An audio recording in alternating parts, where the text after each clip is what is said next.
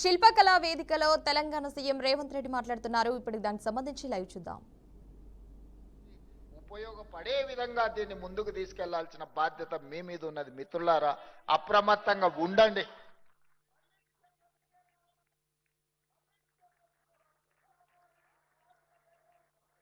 అందుకే మిత్రులారా,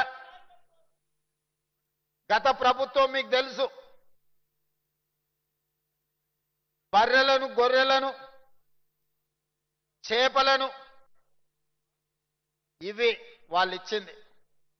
మిమ్మల్ని ఏమో చెప్పులు కుట్టుకోమని చెప్పింది. బర్రెల్ని కాసుకోవడము, గొర్రెల్ని పెంచుకోవడము, చేపల్ని పట్టుకోవడము, చెప్పులు కుట్టుకోవడము వీళ్ళు వచ్చి మనకు నేర్పాలనా? జాంబవంతుడు నుంచి ఇప్పటి వరకు ఈ జాతికి ఆ విద్య తెలియదా? నువ్వు కొత్తగా ఇచ్చిందేందని వీళ్ళు బర్రెల్ని పెంచుకోవాలా, గొర్రెల్ని అదేవిధంగా చేపలు పట్టుకోవాలి, చెప్పులు కుట్టుకోవాలా? మీ పుల్లలు మాత్రం రాజ్యాలు వెళ్ళాలనా? ఇదా మీ జాతి యొక్క ఆలోచన? అందుకే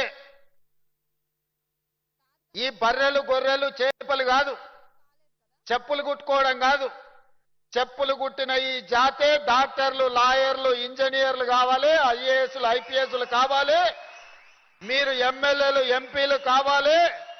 ఈ రాజ్యాన్ని నడపాలా. అప్పుడే ఈ జాతి గౌరవం పెరుగుతుంది.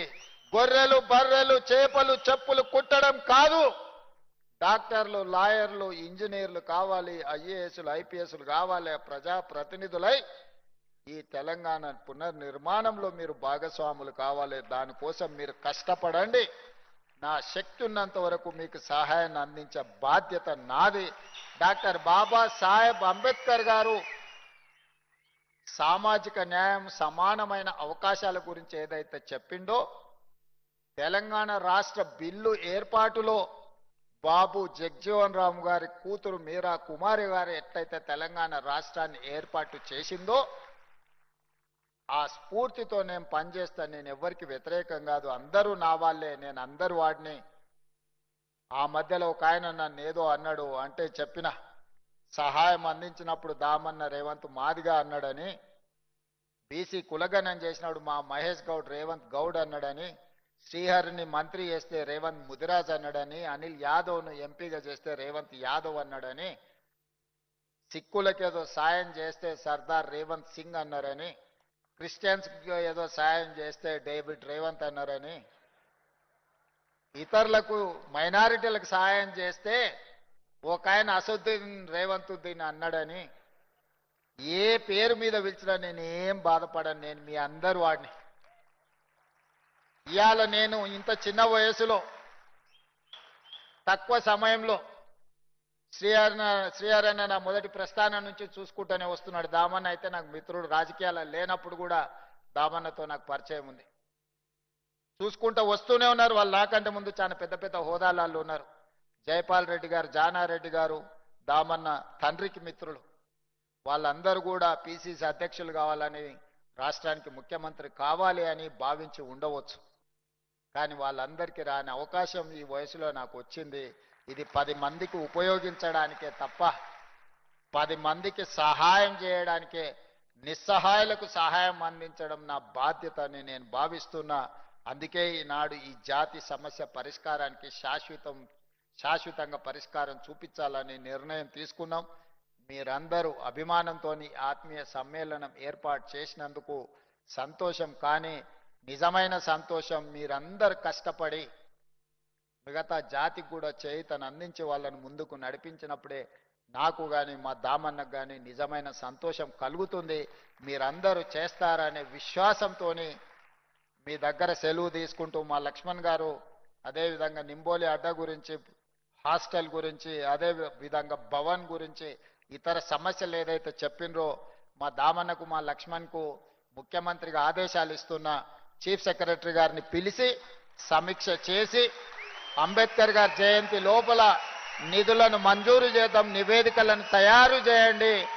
మీరేం వజ్రాలు అడగలే, వైదూర్యాలు అడగలే, మణులు అడగలే, మాణిక్యాలు అడగలే, మీ ఆత్మగౌరవాన్ని అడిగినరు, మీ ఆత్మగౌరవాన్ని ఇచ్చే బాధ్యత నాది. కార్యాచరణ సిద్ధం చేయండి దామన్న, తప్పకుండా మంజూరు చేస్తాం తెలియజేస్తూ మీ అందరి దగ్గర సెలవు తీసుకుంటున్నాం మిత్రులారా.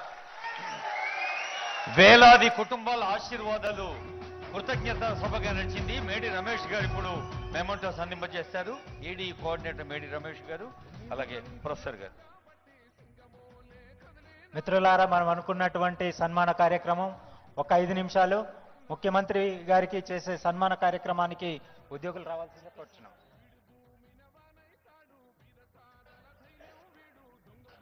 అందరూ కలిసి ఆనందంగా, ఆప్యాయంగా, ఆత్మీయంగా అందజేస్తున్న సన్మానం ఇది. ఒక కొత్త ఆశనిచ్చారు ముఖ్యమంత్రి గారు, ఆదరం పెంచారు, ఆత్మవిశ్వాసం పెంచారు. వేల గొంతులు థ్యాంక్స్ అంటున్నాయి.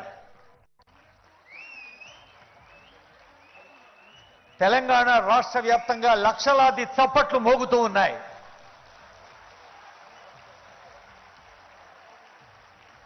తల్లులు, తండ్రులు, చెల్లెలు అందరి ఆశీస్సులతో సంక్షేమం అనేది నిరంతరం కొనసాగుతుందని, ప్రజాపాలన ప్రగతి ప్రణాళికలో గౌరవనీయులైన ముఖ్యమంత్రి గారు తలపెట్టిన ప్రతి అంశం ప్రజలందరికీ మంచి చేయాలని కాంక్షిస్తోంది ఈ వేదిక. ఇందాక ముఖ్యమంత్రి గారు మనకొక దారి చూపించారు. ప్రజాపాలన ప్రభుత్వ అధినేతగా ముఖ్యమంత్రి, ఉప ముఖ్యమంత్రి, అలాగే మంత్రివర్గం, ప్రజాప్రతినిధులు అందరూ కలిసి మీకు దారి పరిచారు. అనుకోకుండా దారిలో చిన్న చిన్న స్పీడ్ బ్రేకర్లు వస్తే, దారిలో పక్కదారి పడితే దాన్ని మీరే క్లియర్ చేసుకోవాలి. మరి ప్రభుత్వం సిద్ధంగా ఉంది మీకు మంచి చేయడానికి. ఆ మంచిని మీరు ఆచరణలో పెట్టేందుకు మీరు ప్రయత్నం చేయాలి అని గౌరవనీయులైన ముఖ్యమంత్రి గారు మనకు సందేశం అందించారు.